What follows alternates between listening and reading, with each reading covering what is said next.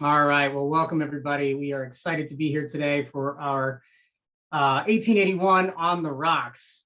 We are in my wheelhouse, my favorite spirit tonight. We're going to be talking about all things bourbon. So welcome. Thrilled to have you all here for another version of our 1881. My name is Josh Proulx from the Alumni Relations Office here at UConn, and I'm thrilled to be your host tonight.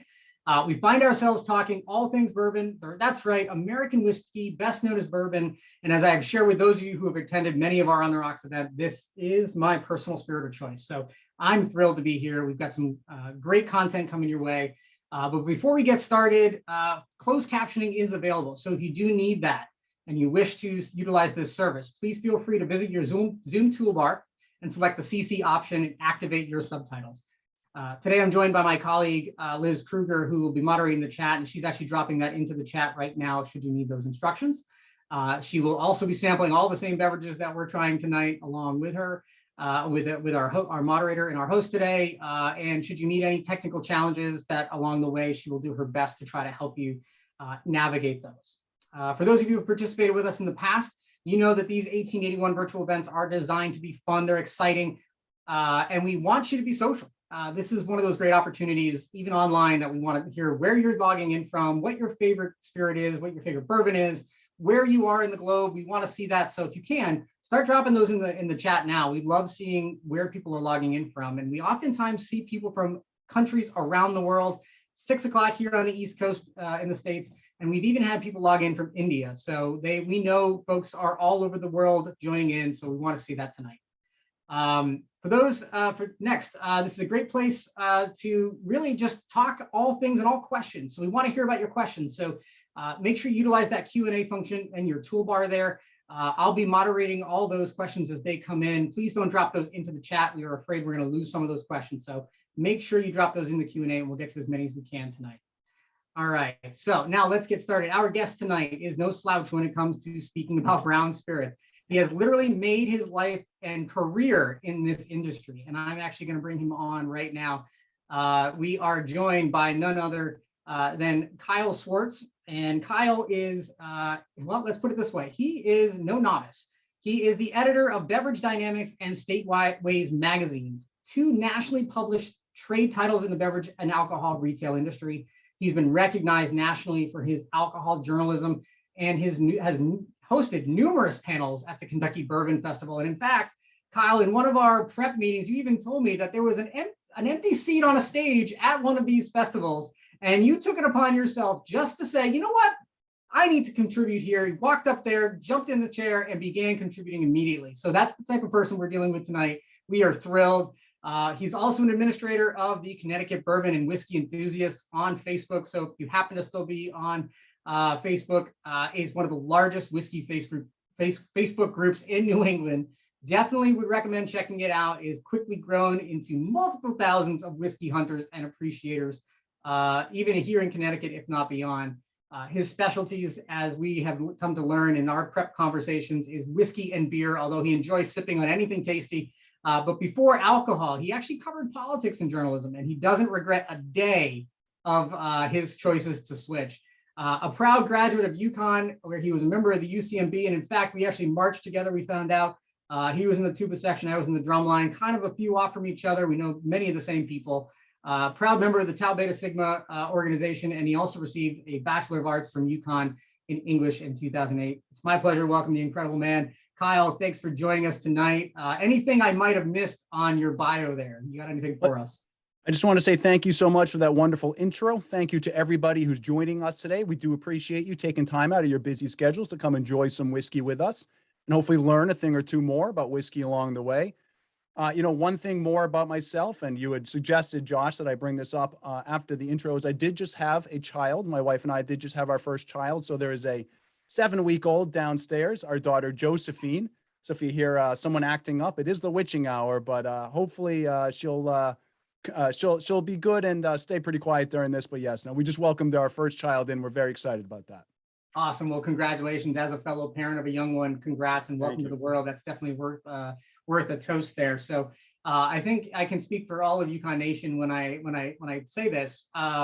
We've learned over the time that we've done these events, we want to know exactly what we're drinking, because I'm pretty sure you and I are late to the party, that many of our guests have probably already started sampling. So Good. let's talk quickly about the order tonight, and then we can get in a little bit deeper there, and we can definitely cheers you with the right whiskey in our hands. So That's what are we right. doing And I first? hate the whiskey tastings. As someone who goes to 1,000 whiskey tastings where they make you sit and listen to every single freaking thing about the whiskey before you get the drink.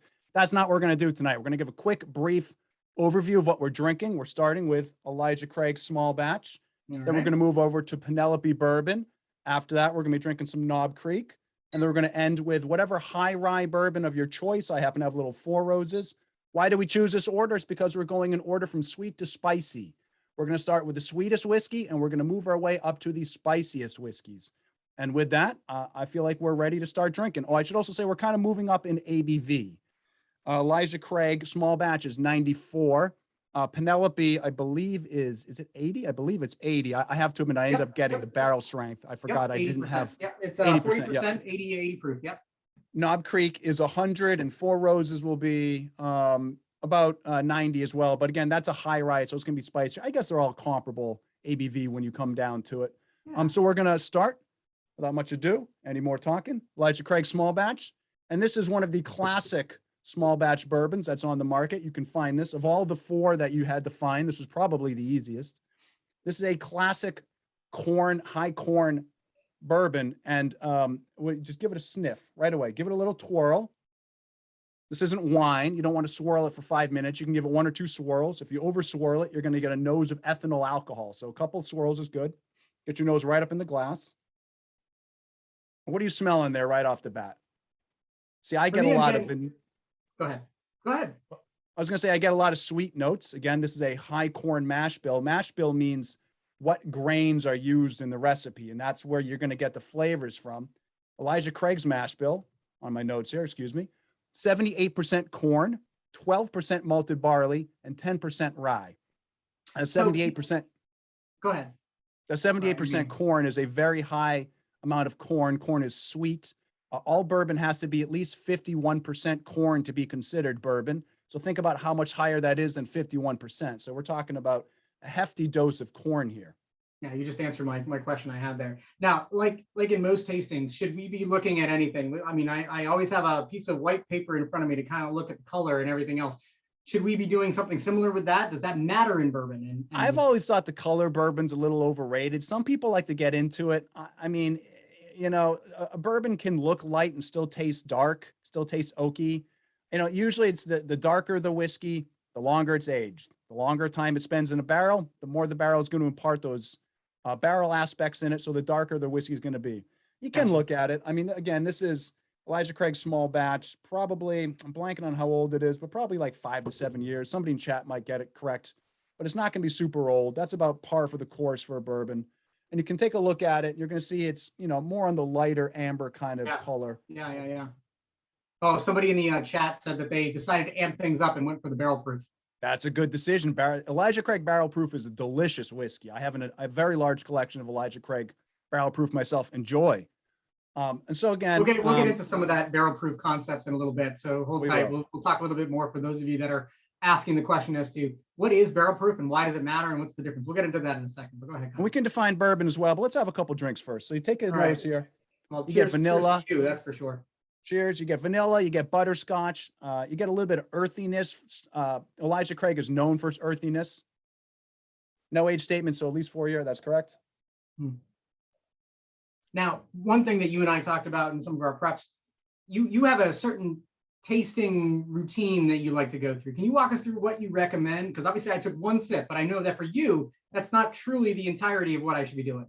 Absolutely. So when you drink it the way I like to do it, you drink it, let the whiskey go back all the way back in your tongue, have it slide down the back of your tongue, the sides, then kind of shoot it up below your tongue, right up, like you're almost kind of like when you drink wine and you bring it forward, but just do it once and then swallow it. And that way you're coating your entire palate with the whiskey. If you want to get even more, a little bit more technical, you can kind of get a little bit down into your cheeks after you let it go back, but you don't have to do that right away because that'll really bring out the spice. But go down the tongue, down the back of the tongue, shoot it forward, up in front of your teeth, drink it. And then after you drink it, open your mouth and breathe in through your nose and you're going to get the full whiskey experience. So like this. And also take a sniff before you do it. And when you sniff, always keep your mouth open. That improves the aromatics. So.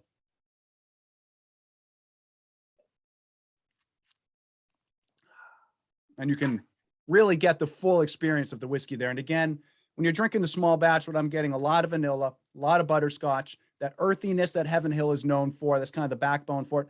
And notice you're not getting a lot of tannins. You're not getting a ton of spice off of this. This is not a very spicy whiskey. So Elijah Craig is known as being a sweeter and smoother whiskey.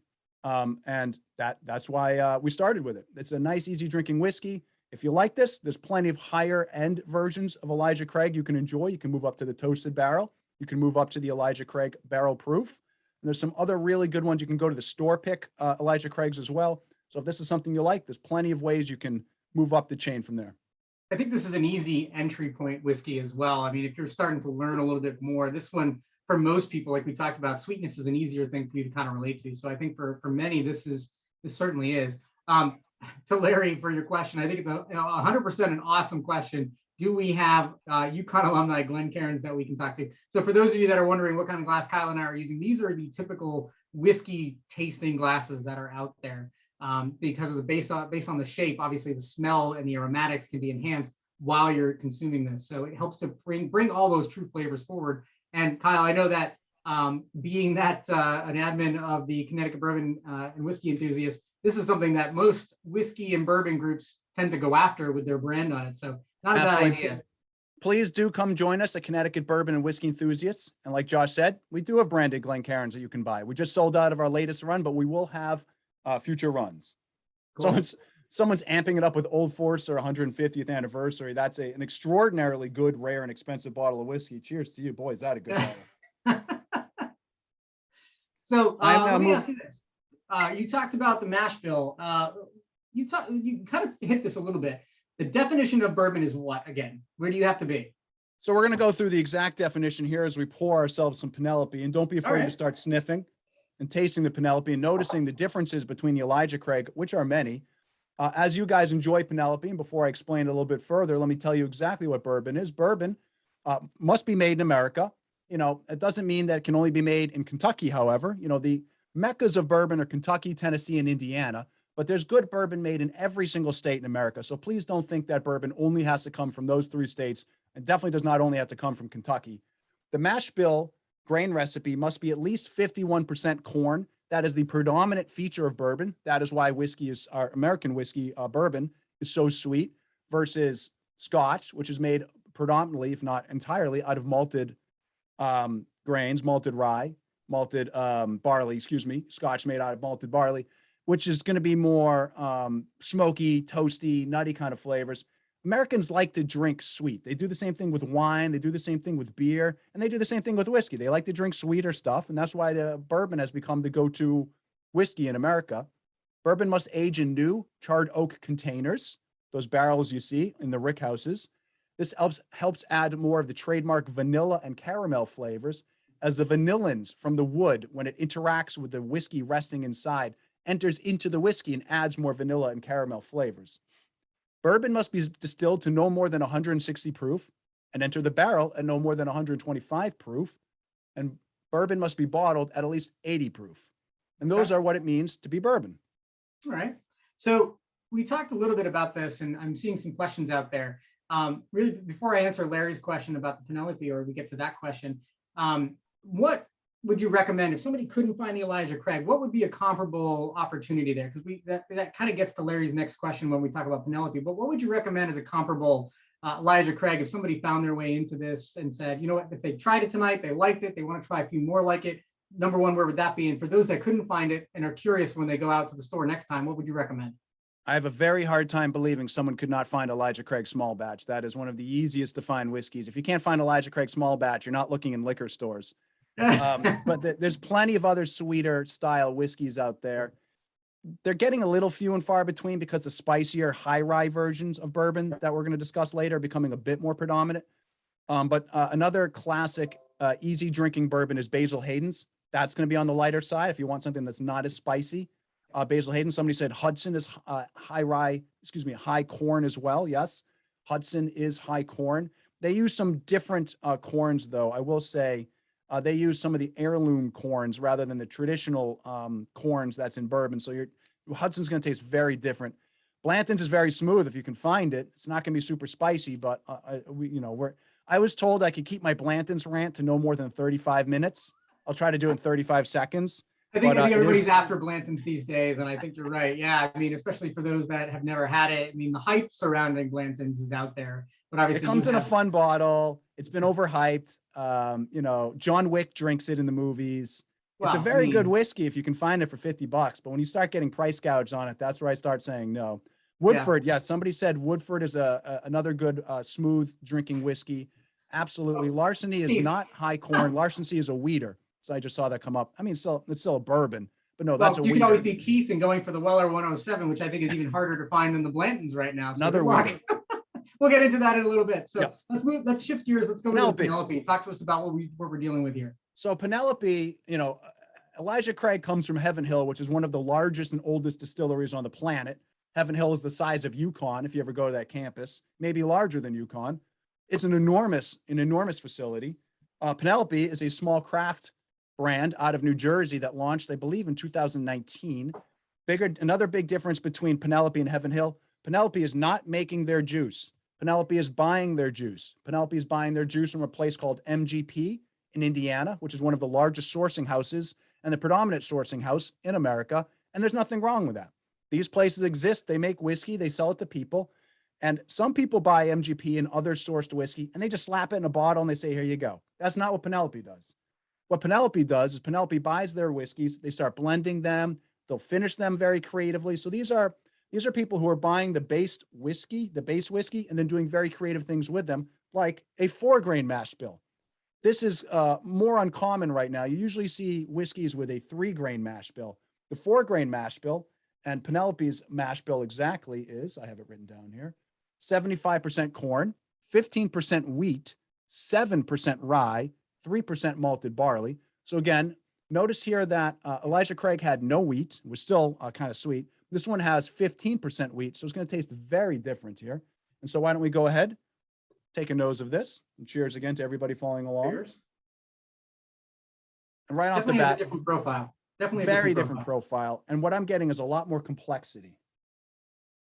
You get some orchard fruit off of that. Yep. Again, vanilla. I do get a little bit more oakiness on this as well. We're going to take a sip. Again, we're going to.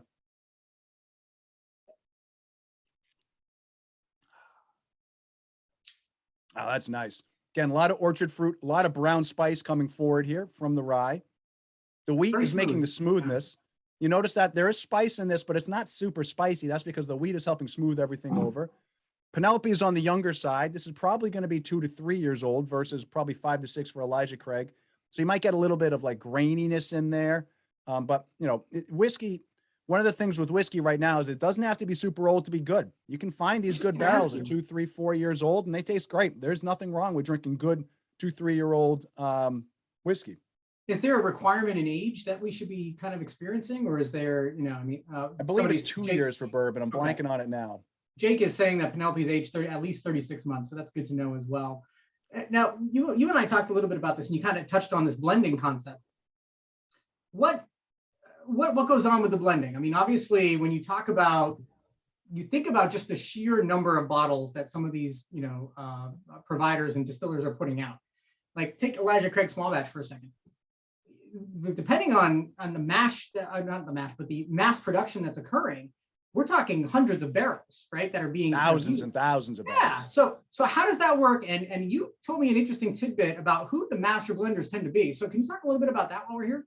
Absolutely. The master blenders are the unsung hero of the whiskey industry. They're starting to get more recognized now. And they are tasked with a very difficult job in maintaining consistency across these products when using a wide array of barrels. Because remember, barrels don't all age in the same exact place. In fact, the opposite. Every single barrel ages in a completely different place. So every single barrel is going to taste a little bit different, especially when they age at the top of the rick house, the bottom of the rick house, the middle of the rick house, a sunnier part of the rick house, a darker part of the rick house. The air comes in different at one part of the rick house. You're going to get a whole bunch of different flavors. And the blenders, they're tasked with creating that consistency or creating interesting products.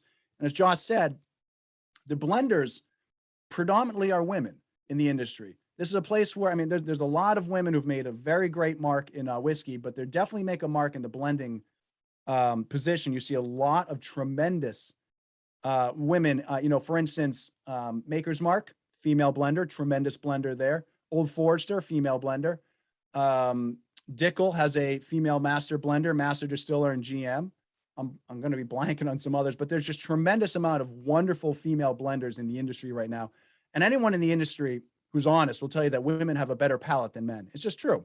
And it goes for food, drink, all food and drink. Women have a sharper palate than men do. If you ever sit on a tasting panel, you will notice the women, they give better notes than the men. I feel like men tend to pick up all of, and Uncle Nearest, another one, a female founder as well at Uncle Nearest, wonderful woman, tremendous individual, tremendous brand story there too, representing a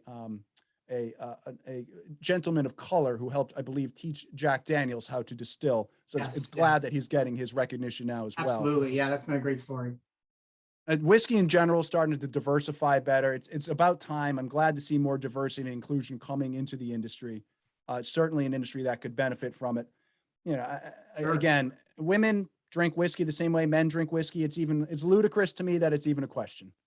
And I think that many times I keep hearing stories as well. And Kyle, I know you've seen it. We both are part of that Connecticut Bourbon and Whiskey Enthusiast groups, and many are looking for certain types of, many women go to a liquor store looking for something that might have been recommended through the group.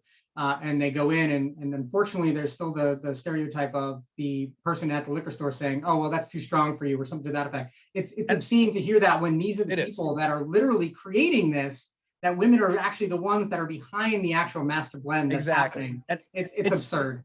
It's a false stereotype to the extreme. I'll give you, I'll tell you, it's been scientifically proven, not that I ever doubted it, but the great Peggy Noe Stevens, one of the all-time great whiskey blenders, Peggy Noe Stevens, who now owns Peggy Noe Stevens and Associates, she helps brands worldwide launch whiskeys. She did a study where she blind tasted women on these smoother whiskeys for women and rich, spicy whiskeys. And guess which one they preferred? They all preferred spicy, richer whiskeys. You know why? Guess what? Because those are the good whiskeys. Why would women not prefer the good whiskeys? It'd be like blind tasting women and saying they like IPAs that have hops, a nice tropical fruit aroma. Yeah, no crap. It's called good IPAs. It's called good whiskey. Of course women like it. We need to move beyond this stupid whiskey for women thing. I'd also say there's a lot of very good women writers in the whiskey industry. Maggie Kimbrell, Liza Weistuck, wonderful, wonderful whiskey writers out there. If you want to follow them, I highly recommend them. No, that's a good point. That's a good point. Now, anything before we move on, any other concepts? I actually, getting back to Larry's question before I forget that. Sorry, the chat has been kind of moving and I want to make sure that we get back to that. So you and I talked about this. I actually emailed exchanged with a few people today and yesterday saying that Penelope has been hard to find. What would you recommend as a comparable one? Because obviously when we're dealing with a blended, whiskey as opposed to something that's created, from an individual source of some sort, right? I mean, we're talking about a very different dynamic and a different flavor profile. So I'm curious your thoughts as to what would represent the 4 grain that we've got here.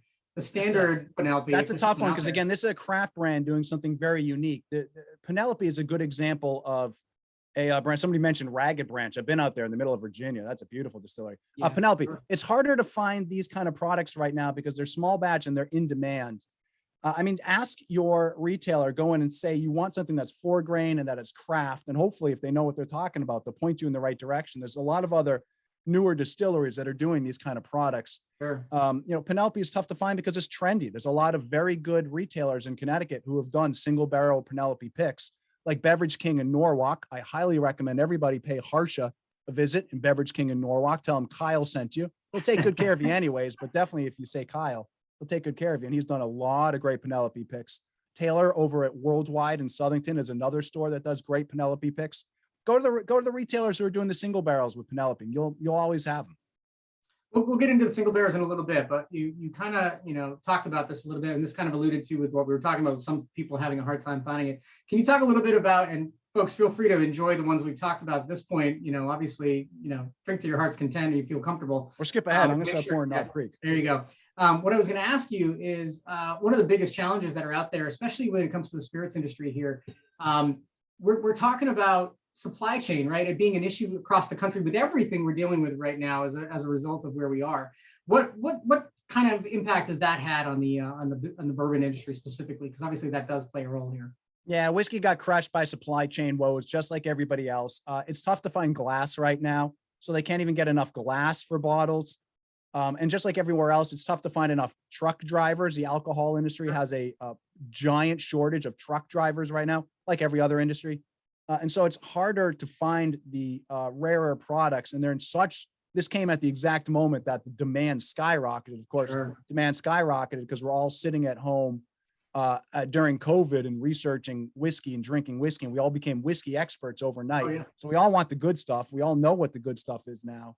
And so demand skyrocketed just the same time that distribution got crushed, and glass is still suffering through a massive shortage.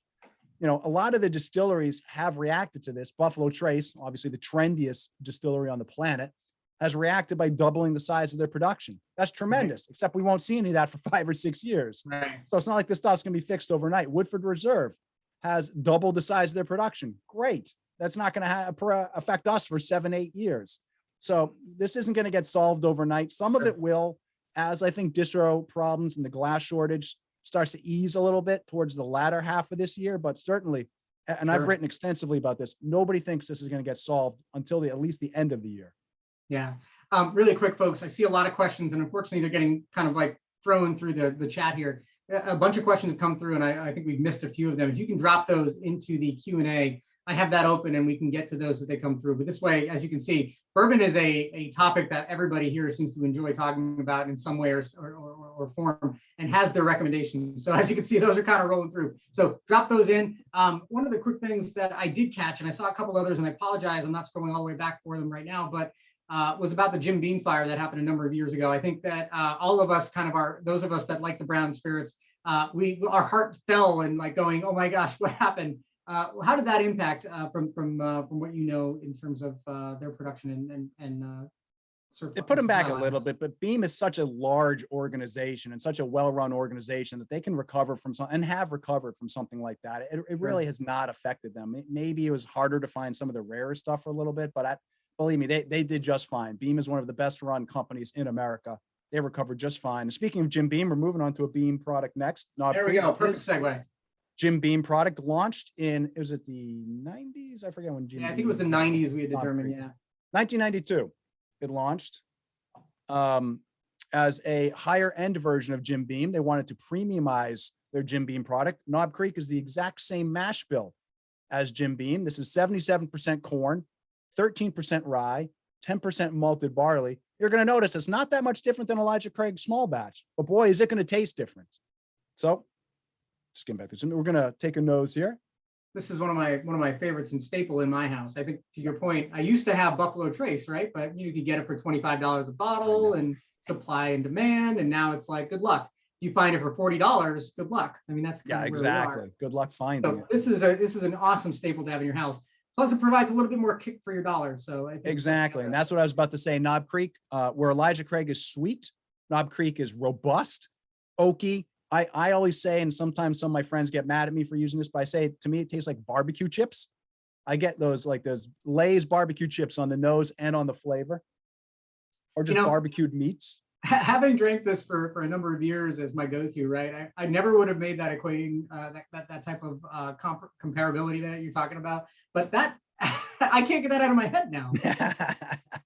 And once you get that for Knob, it's tough to get away from it. And I don't mean that as a criticism. I love Knob Creek, rich, robust, and a good example, again, almost identical mash bill as Elijah Craig, and yet tastes dramatically different. Why? Because it's being put in barrels that are in a completely different rickhouse, at a completely different distillery with completely different water. So everything, the mash bill is the same. Maybe they're getting their grains from a different source, of course, but same mash bill, completely different tasting whiskey. And that's one of my favorite things about whiskey is it tastes different. You know, there's a big argument among whiskey nerds and whiskey writers about whether terroir exists in whiskey the way that it exists in wine. Sure. Some whiskey writers, Robin Robinson, vehemently deny that there's such a thing as whiskey terroir. Whereas the great majority of us think there is such a thing. You know, you're getting grains from a certain place, you're making it in a certain distillery, certain rickhouse. Of course, it's going to taste different. Again, right here, you're looking at two almost identical recipes that taste dramatically different. So, Fred, I hope I'm not misinterpreting your comment here, but it comes out your nose stronger after the sip, right? Hopefully you're not spraying that out your nose while you're drinking it. You're talking more about the flavor profiles. I think, and yes, I would agree with that statement, Kyle. I don't know if that makes sense to you as well. Coming stronger out of your nose. Make sure you open your mouth after you drink. You're not coughing it up at all. Okay, good. No fluid. All right. All Good right. to hear. Good to hear. That's perfect. Perfect. Yeah, I dropped in terroir into the chat. So if you want to learn a little bit more, you can look up the terminology and find a little bit more out there. Definitely huge in the wine industry, but believe it or not, it's actually pretty big now in the beer industry. And Kyle, I think you know this, right? The hops. And for those of you that participated when we did the cannabis and beer conversation about a year ago now, you talked to the guys out at Stewards of the Land in Northfield. I always get that wrong. Is it Northfield, Connecticut, right? No, Stewards is in Northford or Northfield? Northford. I always get it messed up. I should know because I'm good friends with the brewer and the owner. So now I'm going to feel like an idiot if I get it wrong. Yeah, Shout out to Alex Alex. is a great guy. Yeah, I was going to say Alex is a great guy. And I had beers with him 2 days ago. There you go. Kyle and I are both originally from Massachusetts, so we still, after 20 years living here in the state, I'm still having a hard time learning every town. Very true. So yeah, Northford. Thank you, Jody. Yes, it's close to North Branford, on the way to North Branford. That's it. So it's a great little spot. Check them out. They do a lot tied to terroir with their beer. Yep. And obviously, to your point, Kyle, I think it does make a good point here with what we're talking about. I saw really quick calling in the comments here. Folks are drinking a couple of single barrel picks that are out there as well at a little bit of a higher ABV. Really quick, now that we moved on to the 100 proof, or the 100 proof and the 50. What am I saying here? 100. What am I looking at? 100 proof and the 50 ABV. Talk to me about what is happening in this industry where people are obsessing over that high ABV. You said it couldn't be higher than 160 or so. Yeah, and you're not going to see going whiskey at 124. over. You're not going to see too many whiskeys over about 140, and that's that's jet fuel at that point. But higher proof is funny because what's happening in a lot of the other alcohol industry right now is lower ABV or no alcohol. I mean, how much non-alcoholic beer do you see out there right now, or the non-alcoholic spirits like Seedlip? Sure. That's all the rage right now in the other parts of the industry. But in whiskey, it's higher. Get that ABV up. Everyone's looking for cask strength. Everyone's looking for at least over 100 proof, if not, in the 110s, 120s, even in the 130s. And that's because it does give more flavor. As soon as you start diluting the whiskey down with water, and that's what they're doing, they're taking it at 165 proof and then adding water to bring it down, you're losing flavor. And so the higher proof means more flavor. It does also mean more heat, more booze, more ethanol alcohol, but people's palates have shifted and they've learned how to drink the higher ABV stuff. And a lot of the time when you see those single barrel store picks, those are always cask strength for the most part. A lot of them are cask strength. Well, yeah, I was just going to say, I mean, you mentioned that a couple of times now. You mentioned cask strength. You've mentioned barrel proof. Can you talk a little bit about what that terminology means? So that means it's coming straight out of the barrel. They're not adding any water to it. They're pouring it from the barrel into the bottle. Obviously, they're removing some of the particulates. But other than that, it's going right on down into the bottle. And you're getting it just like you're drinking it out of the barrel, which, by the way, is delicious if you ever get to do that too. And yeah, you're getting the real experience of what that whiskey is. And, as it ages in the barrel over the years, some of it evaporates. What's evaporating out is, the alcohol. And so it's going down in proof. It starts at whatever it is, and then it goes down in proof over. That's why the older whiskeys tend to be lower proof. And so when it ends up going into the barrel after all that time, you get something that's at about 120, 130 proof, if not maybe even the 110s as well, if it's a little older. Sure. Do we want to talk about what the single barrel store picks are as well? Yeah, you mentioned that a few times. I think that's something that I was hoping that you could cover a little bit more. Obviously, when you are whiskey hunting, as it's affectionately known, and you're looking for different things, oftentimes, and you mentioned this, Harsher does that down at Worldwide, or should I say Bev King. Beverage King. But in Norway. Yeah, so when you're talking about these things, what is a single barrel, and what is the nuances that we should be looking for, and why is it such a key thing? Why does the price go up? It doesn't always go up. You have it wrong. It's the opposite. Oh, okay. And I'll talk some about that. And one other, if I was mentioning some of the other great store pick locations in Connecticut, I also have to mention Greens Farms in Westport. Very good point. Yield, same store, Yield in Wallingford, and of course Harry's. I believe they're in Fairfield. Oh my goodness, and the dog. I'm blanking on the dog. Whiskey Mentors would be another one. Whiskey Mentors. Thank you. I'm going to leave somebody out. I apologize. Is it Salty Old Dog? Oh my God, I'm blanking on it. Don't make fun of me when you see this video later. But there's so many good ones. Come to Connecticut Bourbon and Whiskey. Wine Thief is another one. Yes. That's a good one. Come join us at Connecticut Bourbon and Whiskey Enthusiasts. All the owners are there. They'll all take you through what their latest picks are. There's a lot of them. They're all great. Shout out to all of them. So the store picks. So these became a trend in the last 2 to 3. Carlucci's. Thank you. That's another great one. Wonderful store picks there. This became a big trend in the last 2 to 3 years. It's been around forever, but it really took off recently. the store owners and some of their people will go to a distillery or have samples shipped to them of single barrels. And they pick out one they like. And what they're doing is they're literally buying that entire barrel. And they're going to get all the whiskey in that barrel. It's going to be bottled entirely for them. And that's the only whiskey that's going into the bottle. There's no blending. You know, this isn't like Elijah Craig, where Lord knows how many barrels went into this bottle. Thousands, probably, a little bit of each. You know, if you're getting Elijah Craig single barrel, you're just getting literally a single barrel of this product, and whatever it tastes like, it tastes like. And the nice thing about it is it tastes very different from this product, because this is a refined, you know, product. This is blended to the point of maximum consistency. If you buy a single barrel, it's going to taste very different in very unusual and interesting ways. Our Facebook group does single barrels. For instance, we put out a Knob Creek single barrel last year. And what differentiated that one from the other more, you know, mass-produced Knob Creeks is ours had this strong apricot note to it. That, you know, when you just drank that, did anybody pick out apricot? Probably not. I don't think I've ever had a Knob Creek in my life that had a strong apricot note to it. But when we tasted that sample and we got that apricot note, we knew we had to bottle that because it was going to be dramatically different. People love that pick. You know, now there's something on your shelf that tastes very different. Sure. Another reason these have taken off is because of that different.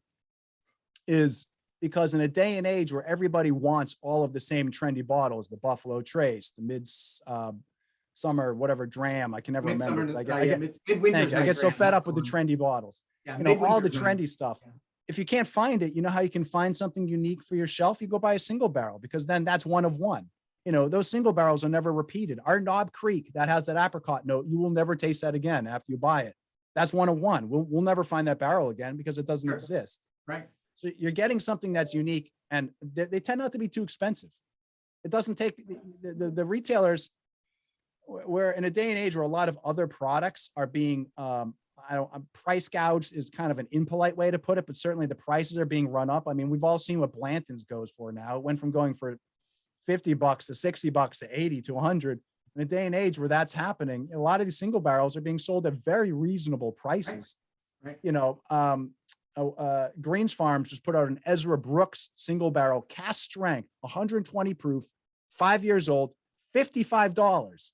You know, if that was a Buffalo Trace product, they'd charge you $130 for it. You know, $55 for something that's rich, tons of flavor, vanilla, tons of fruit flavors on it. Ezra Brooks, Greens Farms pick, $55. I mean, you can't get better deals than that. So while we're talking about that, let's shift gears over, because I think the other piece here that we talked about that's really kind of a unique flavor profile we talked about is that high-rye kind of concept. It definitely changes the flavor. And I realized that we put out there Four Roses or Bulleit for the two that we were kind of recommending for folks. And appreciate all of you who saw our reminder email that said we've added this. When Kyle and I sat down to kind of review this, we realized that we actually missed this concept. Whoops. So if you picked one of those up, thank you very much for doing that. We hope you enjoy this next pick. But on the flip side, if you picked up one of those that was actually like the Bulleit Rye, you know, the green label as opposed to the orange label, Kyle, can you talk a little bit about that when we get there so that folks can kind of, you know, see how that works? I've got the Four Roses that we're talking about, but I had my colleague Liz, who's on the back end, also picked up the Rye. So I have a little bit of that lying around. So hopefully we can talk a little bit about what the difference is there. My little sample of Four Roses here. Thank you to the Four Roses people. Somebody also mentioned Redemption in the chat. That's another classic high rye. Redemption comes from MGP that I was mentioning earlier, where Penelope is buying their juice. Another fun fact from Redemption: was founded by a Connecticut native. Redemption was founded by the great Dave Schmier, one of the best barrel pickers in America. Wonderful gentleman. He's still out there picking barrels. He now has his brands Tumblin' Dice, the Senator, I think the Presidential, any of those political based ones. Tumblin' Dice are his other main one. You can find those in Connecticut. Wonderful, wonderful brands there picked by Dave Schmier, who also founded Redemption Rye. And so what we're tasting here is a high rye bourbon. And this is now the predominant style of bourbon in America. And the brand that made it that way is Four Roses. Four Roses in the 90s, the great Jim Rutledge, who was the distiller there, one of the absolute legends of American distilling, certainly of modern age. He's on the Mount Rushmore of modern distillers. Couldn't be a more humble man, too, for having done this. But he's the one who shifted Four Roses back to a premium product by focusing on this high rye mash bill. And what I'm talking about when I say high rye is Four Roses, they have a lot of mash bills, but their high rye too. Their high rye ones are 60% corn, 35% rye, 5% barley. And the Four Roses small batch also has some of their other mash bill that's 75% corn, 20% rye, 5% malted barley. But again, think about that first mash bill I mentioned with 35% rye. Right. That's an enormous amount. When we were drinking the Knobb Creek, that's 13% rye. Elijah Craig, 12% rye. Let's also go over and look at Bulleit. I have my mash bill cheat sheet over here somewhere. Bulleit's mash bill cheat sheet out there. I know I don't have mine open. I didn't even know that existed, but I think I need to do some homework. Industry secrets here. Bulleit Bourbon, 28% rye. Bulleit Bourbon also came from MGP originally. Now they're making their own stuff, but another example of high rye bourbon. Redemption is probably similar because it also came from MGP. So percentage in four, I just said what the Four Roses was. And so the high rye means it's going to be spicier. Rye is spicy. And so you're going to get more kick, more spice, not more oak, more spice. Can you repeat the percentage of rye that's in the Four Roses like you were talking about? And is this Four Roses the standard yellow label, or is this small batch, or is this single barrel, which I'm currently drinking the small batch. Yeah, that's what I have, yeah. And my notes for the small batch are for the small batch. And quick question, somebody was asking the question, the difference between small batch and the regular yellow label. Can you talk a little bit about that? They're just using fewer barrels. They're picking choicer barrels. They're not making it as mass produced. It's really what it is. The other one is a well drink, which is more for cocktails. This is higher end. It's going to be I think it's higher proof. I'm sure it's older, and they're using fewer barrels. Probably a little better flavor profile when you drink it neat. Exactly. And so when you nose it and when you drink it, what you're going to notice is just more spice, more of that spearmint spice. Spearmint, that's a good word for it. Yeah. It's almost like a minty kind of like overtone that kind of hits you in the face. Absolutely. You're going to get it a lot in the finish as well. That spice is going to last and fade very slowly in the finish compared to when you drink some of the other whiskeys that were smoother, where this finish was not focused as much on the spice. So this is the predominant form of bourbon right now in America, and it's because people like the spice. They like the sweet, and then it shifts to the spice, and that's what everyone's making. So let me ask you this: difference between this with a high rye, bill here. What are we dealing with when we get into an actual rye, and what's the differences between a bourbon, rye? You mentioned this earlier that whiskey doesn't have to be made just in Kentucky. We learned that obviously with Penelope, and many are pumping out of Indiana and Illinois as well. Texas for that matter. You can just Texas, label off California, a lot on the West Coast. There's some great, you have Litchfield in Connecticut, Waypoint in Connecticut. There's distilleries in Connecticut making bourbon. Waypoint, I will point out, are partially alumni owned. So if anybody's interested in supporting UConn alums, they are partially owned. Litchfield, unfortunately, I have not been able to identify whether or not they are, but Kyle and I will do some digging because he knows everybody. So we'll find out if somebody's there. But yeah, so if you can talk about what the difference is between a high rye, a standard bourbon, and then obviously what makes the difference with an actual rye, because I know that that's a big concept. So rye, they're using mostly rye in the mash bill. And it's not like with bourbon where, bourbon has to be predominantly corn, 51% corn. They're using like 75% corn. Rye, a lot of the time, you'll see 95% rye. Wow, okay. Like so Bulleit really Bourbon. So yeah, and the MGP, again, out of Indiana, produces the majority of rye in the world. Certainly the rye that comes out of America, by their own estimation, they produce 80% of the rye in America on the shelves. And a lot of people are sourcing that, including Redemption Rye and Bulleit Rye. Both of those are the classic MGP rye mash bill of 95.5, and that is 95% rye and 5% malted barley. Wow. And so you're just going to get a ton of spice is what that's going to come into when you drink a rye. Sounds intense. That sounds intense. Ton of spice, ton of spearmint. They'll start with that. The spearmint will actually kind of start going into chocolate sometimes. Mm-hmm. I think of Knobb Creek rye as being a classic chocolate rye. When you drink that, I get tons of chocolate, spice, chocolate. And people, when I say tons of spice, this is why people don't drink rye as much as bourbon. I think it's just going to smack them in the face with heat. Spice doesn't mean heat. Spice just means spearmint, rich spearmint flavors. You should be drinking rye as much as you're drinking bourbon. There's so much good rye out there. I'm sure somebody mentioned Barrel produces some wonderful ryes where they're mixing a whole bunch of different rye barrels they're buying from across the country. Wonderful ryes that have a lot of complexity, spice, spearmint, a lot of oak, leather kind of flavors in there that are just, with birthday cake that are just delicious. All right. So that's pretty much the tasting aspect here. We got about 15 minutes or so. We've got a lot of questions. So what I would recommend to folks at this point is, however you enjoy your bourbon, if you haven't done that at this point, definitely pour it the way you want it for the last 15 minutes here. I'm good with these neat here. I know Kyle is as well. So we'll continue moving forward. If you got questions, we've got a number of them that are popping up into the Q&A and the chat. If you can, please drop those into the Q&A. I'm looking at that right now. We're seeing just commentary on the chat. We want to make sure we can get to all the questions that you have.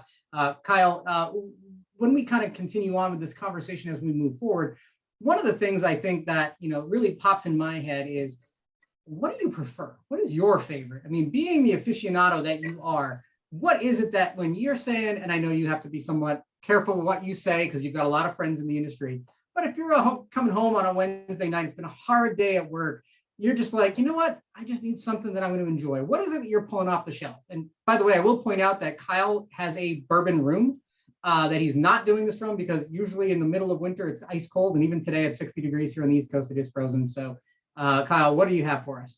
My man cave's cold and the lighting down there is terrible, so you don't see my shelves of whiskey. I used to have multiple whiskey rooms, but because I had the baby, I had to turn 2 whiskey rooms into 1 whiskey room. So over the summer, I think I gave away about 150 to 200 bottles of whiskey to my I wish friends. I knew you then. That's all I got to say.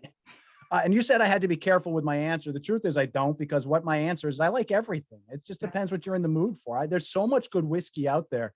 There's not like one brand I prefer over the others. I like all of them. I mean, yes, I like Buffalo Trace. I like all the Buffalo Trace products. I own all the Buffalo Trace products. I love Elijah Craig. I love Penelope. I love Knob Creek. I love, what Dave Schmier is doing with the Senator.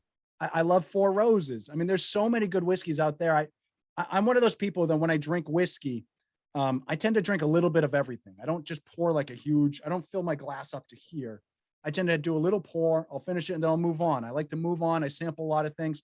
I'm the same person who goes to a brewery and gets a flight, and that's how I like to drink my whiskey as well. I like a little bit of everything. I like the variety, and we live in a day and age where variety's never been better in whiskey. We're very lucky in that regard. So let's get into the Knob Creek for a second, because we talked about that. Can you talk a little bit about, so Knob Creek 9 years is the standard, right? You can find that everywhere. Talk to me about the 12 or the 15 or even some of the others that we can now see popping up. And what do you recommend? I mean, because obviously there's a debate right now ongoing, right? Is the 12 worth it, or is the 15 worth it? And is it worth the price changes that happen as a result? So what are your thoughts? I always think no. I think you're going to get price gouge kind of as you go up some of these. I mean, if you can get them at SRP, yes. But the problem now is, we'll get into this a little bit. I think now is the time to have the conversation. But a lot of retailers are putting the prices higher and higher. What the age statement means is obviously more time in the barrel. It's going to have more flavor impacted by the barrel. Whiskey matures, the sharpness rounds off, and it takes on more mature depth of flavors. Older is better to an extent. 12 to 15 is probably about the oldest I would look at, with rare exception. Obviously Pappy can get up to the 20s and still taste fantastic. But let's have the price gouging conversation, because let's do that. We were getting there, so we may. Is the price worth it? You knew where I was going. Yeah. If you can get it at a reasonable price, the problem is you see it going up more and more in retail. And can you blame the retailers for doing it? Because if they put it at SRP, if they put it at a lower price, what's going to happen is someone's going to buy it, very likely, and then flip it on the secondary market. Right now, there is an enormous secondary market in whiskey, enormous and very active here in Connecticut, here across the country. Very active market in secondary market in whiskey. If there's anything you want, befriend a flipper, because they'll get it for you. And I'm also, so you can't blame the retailers for putting these prices up when they're seeing people just selling it 5 seconds later on Facebook for that price. Sure. At the same time, though, I also don't begrudge the flippers. There's a secondary market in wine. There's a secondary market in beer. There's a secondary market in Pokemon. There's a secondary market in cars, Pokemon cards. There's a secondary market in knives. There's a secondary market in everything. Yeah. I think people are just mad about the secondary market in whiskey because it's new. It didn't exist like this 5 years ago. 5-6 years ago, you could find, Pappy on the shelf for a couple $100. Now it's 5,000 on the secondary. Of course, people are going to be angry, but just because it's new doesn't mean it's wrong. It's, it's a capitalist society. The demand is high. The product is low. Of course, people are going to pay up for it.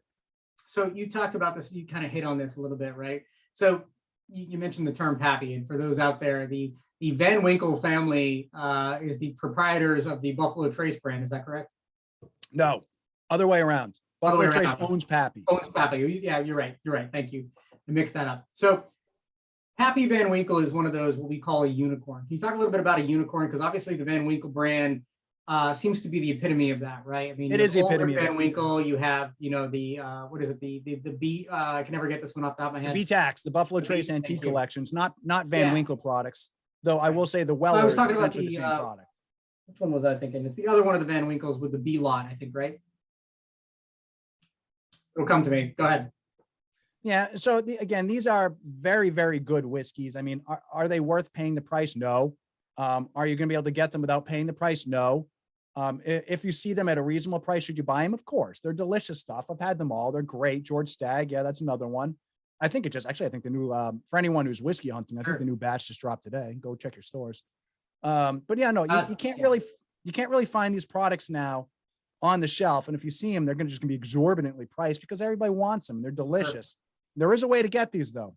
The way to get, yes, that's right. The Weller, somebody asked, does Weller use the same grain bill as Pappy? Yes. So Weller is the poor man's Pappy, but I don't even know if you can say that anymore because Weller's become super overpriced. And you can't find Weller regardless. Can't find Weller. You tried. I mean, I have a bottle of Special Reserve and you should be paying $25-30 for that. I definitely didn't pay that. I mean, I didn't overpay, but I didn't pay that. I cannot believe what Special Reserve goes for these days. Weller, Pappy, those are weeded whiskeys. So those are going to be sweeter, easier, smoother drinking whiskeys. Probably also why they're so popular. The way to find these whiskeys, either you buy them on the secondary market or you have to be friends with your retailer. These whiskeys, they don't get put out on the shelves anymore. You're not going to see, at least not at good prices. If you want to buy them at good prices, you have to be friends with your local retailer and buy everything there. Buy your wine there, buy your beer there. And then once or twice a year, ask them if there's a bottle of so-and-so around. And if they have it, it's going to be in the back room. Maybe they'll sell it to you. And if they do sell it to you, open it right then and there and drink some with them. That's a way of thanking them. I mean, I'll tell you an example. I have a bottle of E.H. Taylor barrel proof. Secondary market, $700. That doesn't even get put on the shelves. That's one that either the retailer keeps it himself or he sells to his friends like me. And I bought it for $45. That's less than SRP. How did I do that? Because I'm friends with him and I hang out with him all the time. And when I bought it, I opened it then and there and we drank some in the store. He knows I'm not flipping it on the secondary. He knows I buy these things to drink and to share with my friends like him. That's the way to do it. You have to be friends with these people. And guess what? It's easy because they're whiskey nerds, just like you. So let's try to plow through some of these questions. I want to be conscious of folks and the access they have to you. So lightning round. Where do you rank Wild Turkey in the rank of all these things? Where does that fall and how would you rate Wild Turkey? Wild Turkey is delicious. It's another wonderful brand. Their consistency is amazing. Old Wild Turkey is great. New Wild Turkey is great. Russell Reserve is great. If you see it, buy it. Russell's Reserve is great. We are in the lightning round, folks. So have you ever heard of Sono 1420 Bourbon? And what are your thoughts? I'm interviewing the founder tomorrow, and they're coming to our whiskey festival, which isn't announced yet. So if you're here, you're listening to this, Connecticut Bourbon. Actually, it's not true. I announced it. It came out last week, I think, right? I announced it the other day. We're doing a Connecticut Bourbon and Whiskey Festival in June. I believe the date is June 24th. Mark your calendars. At the Knights of Columbus in Hamden, we're raising money for veterans through Wishes for Warriors. And Sono 14, I'm sorry, I'm not as familiar with the brand, but they will be there. And I'm talking with the founder tomorrow. I don't think I've had any of their products, but I will soon. All right. All right. So we talked about supply chain issues. What grains right now are having the most supply chain challenges? There's not really a grain issue. The grains are all being farmed. The real problem is shipping the grains using the trucks. There's no truck drivers. All right. This one popped up in the chat and on our Q&A. What do you think of Evan Williams? And I do like Maker's Mark, but Evan Williams is pretty good in comparison based on price. I'm sure, those are pretty comparable. Evan Williams, I've seen a little bit cheaper, but what are your thoughts? Evan Williams, another delicious brand. Evan Williams Bottled and Bond, one of the most underrated whiskeys on the market. Go buy it. It's delicious. Yeah, I was going to say, that's a great recommendation right there. All right. So any bourbon from New Hampshire called Smoky Quartz? Have you had that yet? And if not, this person says, Elise says it's one of their favorites. I have not had it, but shout out to the New Hampshire Liquor Commission, one of the better run control states in the country. Another way to get rare bourbons, enter the New Hampshire Liquor Commission Rare Bourbon Lottery. It's going on right now. Please don't do it because I want more of a chance. You can't tell them that. I entered all my emails. I don't want more competition here. I need to be able to pull this off. Oh, by the way, the Van Winkle I was talking about was the Van Winkle 12 Lot B. That's the one I was talking about. Yeah. So, I mean, for the Van Winkles, Old Rip Van Winkle's the 10-year, the Van Winkle, I think the 12-year. Yeah. There's the Family Reserve Rye that's out there, right? Yep, which doesn't really There's exist the- anymore, but yes. Okay, there's the 15, there's the 20 and the 23. Is that the last one? Yep, correct. And Okay. the whiskey writer, the snobby whiskey writer thing to do is to claim that you like the 15 more than the 20s. That's what the snobby whiskey writers love to do. It's ridiculous. They're all great. Yeah, no. When I finally taste one, I'll let you all know. I had the Pappies themselves pour me the 23. They missed my glass and poured it all over my hand. I was sucking it off my fingers like it was barbecue sauce. Did they at least fill your glass once they realized? They did.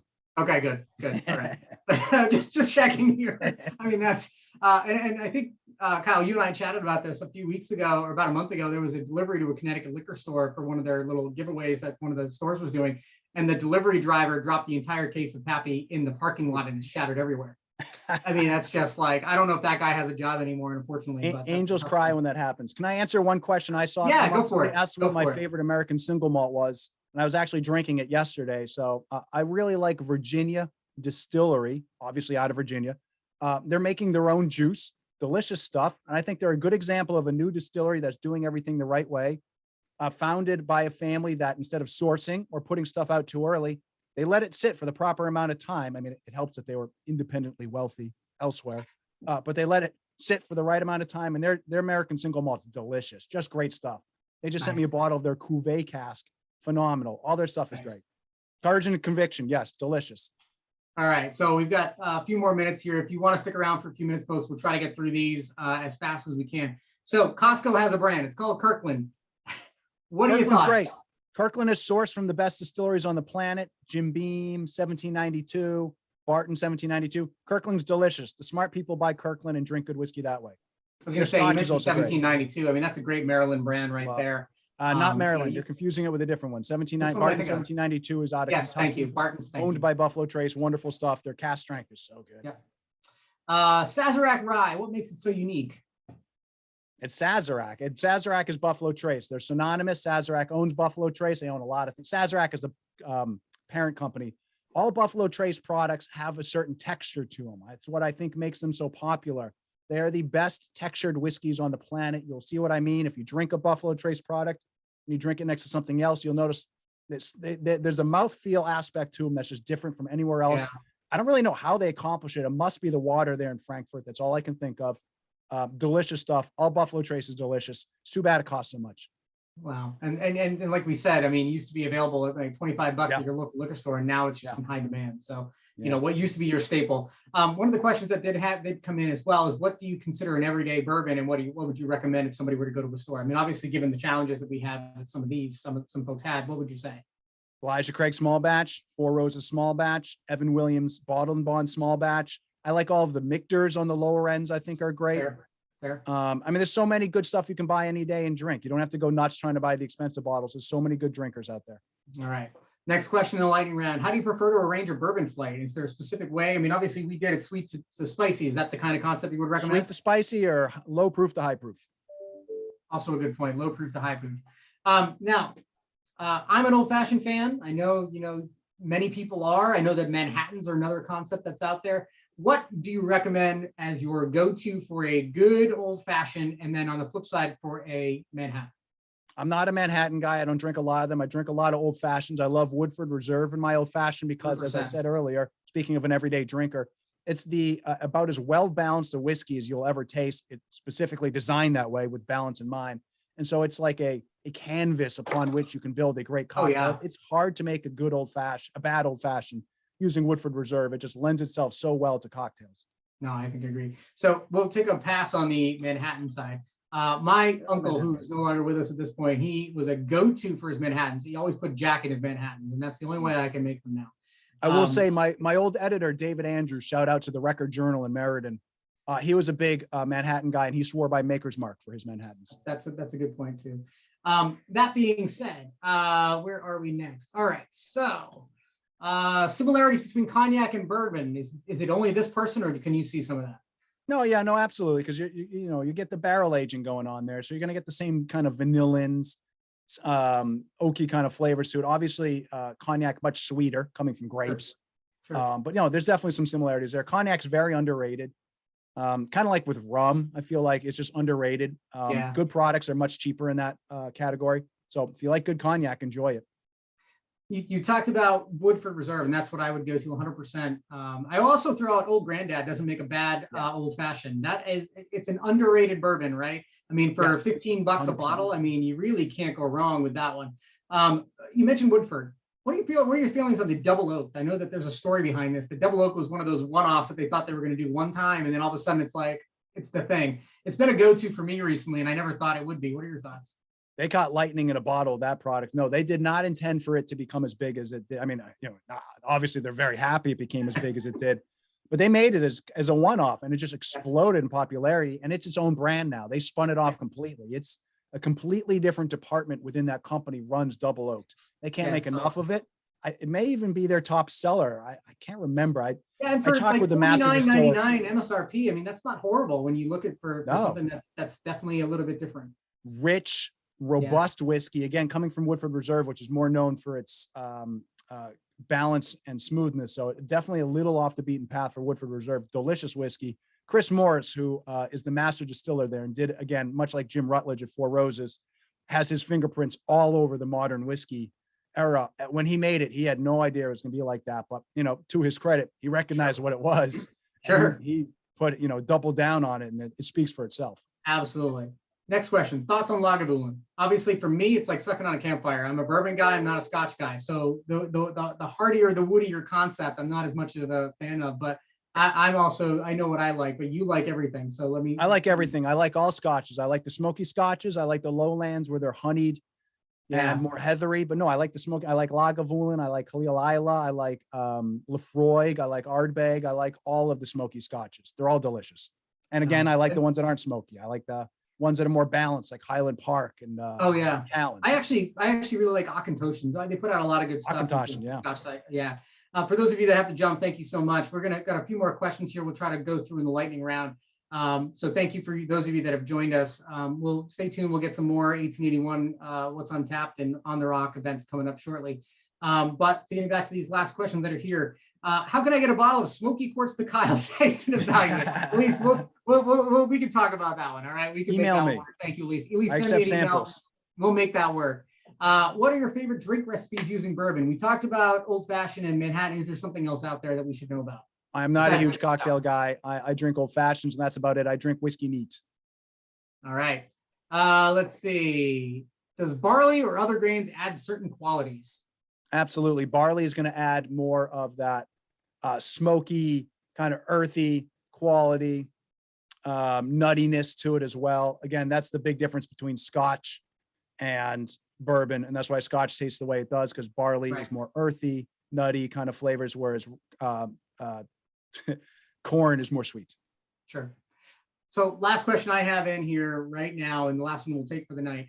Obviously, you mentioned Colonel Taylor earlier. It's one of those that used to be able to find 2-3 years ago. You could find it anywhere. Now you can't find it. You can't find it regardless. This question, obviously, outside of the fact that where the heck can you find it? You kind of talked a little bit about that with befriending a store owner. But what about Colonel Taylor Rye? Does it exist? What happened? It exists, but boy, is it hard to find. I've never actually seen a bottle in a store. I've never seen one, even in a back room. I've never seen one. I have one of my friends has a bottle, and it's delicious, but I've never actually seen one for sale anywhere. It's a small batch. And again, these companies had no idea that whiskey was going to blow up the way it did. You got to remember the 90s, nobody was drinking whiskey. Right. In the 80s and 90s, the bourbon industry cratered. Everyone was drinking vodka and doing cocaine in the 80s. And so nobody was drinking bourbon, so the bourbon industry cratered. And so how could they possibly know that it was going to spike, like Tesla stock through the roof? They had no idea. So they just weren't prepared for it. And so you have these brands that were just caught flat-footed. I mean, another good example is 1792 Sweet Wheat, delicious whiskey. You talk to them, it sells out the second it shows up on the shelf. You talk to them about it. You talk to the master distiller there. He says he wished he made 4 times as much of it when he started producing it 5-6 years ago, but he had no idea. They were afraid they were going to overproduce, and it turns out they greatly underestimated demand. Yeah, 1792 is a great brand. They love 1792. That's definitely another one I go to. Yeah, the Full Proof and the Sweet Wheat, those are all great. Those are great. Yeah. As we kind of wrap things up, I've got to ask the last question in under 60 seconds, if you could do it, Kyle.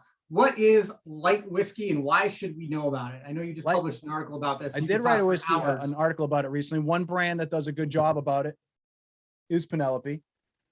So light whiskey it's got a confusing name. Light does not mean lighter style. It's a higher proof whiskey. Light whiskey tends to be about 130 proof. Wow. And the light comes from the flavor. It is being aged in, it's not bourbon. It's being aged in used barrels, so it can't be bourbon. And so it's not getting as much flavor from the barrel. So you tend to get a smoother palate. You get a lighter palate, but then it still have the booze there. It's a very interesting thing right now. It's one of those trends where it's still in the very nascent stages. I wouldn't call it a exploding trend, but some brands like Penelope, Backbone, High West does a light whiskey as well. Yeah. And they're interesting. They're high proof, light flavor. They drink very interesting. Again, Harsha over at Beverage King in Norwalk has a very good Penelope light whiskey single barrel that I would highly recommend you check out. And Greens Farms in Westport and their Wallingford store Ye Olde has a very good light whiskey from Backbone that I would recommend checking out. So check out those stores. Great single barrel light whiskeys there. Awesome. Well, we've definitely exceeded our time for the night. So thank you to everybody for the questions and thoughtful commentary. We've definitely recruited some people, some folks I just saw in the commentary that said they'll be joining other people when they have bourbon now. So that's good to hear. If you've got a sample here that you thought was a good thing, you have something you can start with. I know for me, it's definitely come to a new place of enjoyment over the last year or so under this COVID quarantine concept to experiment with some different things. So it's definitely been fun. Kyle, a huge thanks to you, man. I mean, you are a wealth of information, and it's been such a pleasure and an honor to get a chance to talk with you about these things. I only wish that you and I did this when we were in college back in the day. We could have had this long. I was not drinking this stuff in college. Boy, was I not drinking good quality whiskey in college. What? You were with us in the drumline on the bus drinking the Dubra? I mean, was that how this worked? I mean, Yes. come on. Yes, the tubas drank with the drummers. You and I probably shared a shot. In the back of the bus at some point. We used to do shots. We used to do shots out of our mouthpieces. We used to drink Jägermeister shots out of our mouthpieces. We pour it down the mouthpiece, hold it up, let go. I'm probably getting in trouble for UConn for saying this. Oh man, all that of doesn't legal happen. age, These are all stories that we're making up right now. None of these happened. Disclaimer here: this never happened. We never condone these things. No, sorry, Dr. Mills. Yeah, Dr. Mills might actually be here. You know, who knows? We can He's a big whiskey drinker. Dr. Mills he is loves a whiskey bourbon. drinker. Yeah, he really tremendous is. guy. The marching band's lucky to have Dr. Mills. Absolutely. Tremendous individual. Learned a lot from him. So for all of you that joined us, thank you so much for joining. We hope you glean something from this and get some new tasting profiles you want to explore a little further, and maybe some other brands throughout the chat to kind of explore along the way. Thank you for supporting our 1881 endeavors as we do this, and for supporting the UConn Foundation and our efforts in our virtual world. Kyle, thank you so much for all you did tonight, and for what you do for UConn Nation and for the bourbon industry alone. I mean, you obviously have made a name for yourself, so it's awesome to see a UConn name making their name alongside some of these prolific names in the industry. So thank you so much, and thank you for your insight tonight. Absolutely. And please come join us at Connecticut Bourbon and Whiskey Enthusiasts on Facebook. One more shout out. Hey, it doesn't hurt to do that. Absolutely. So thank you, everybody. We'll be in touch. We'll let you know what the next ones that are coming down the line will be. And we will see you all next time. And don't forget, enjoy something good with a friend, and make sure it's bourbon. That's what I would recommend. So take care, everybody. We'll talk soon. Bye-bye.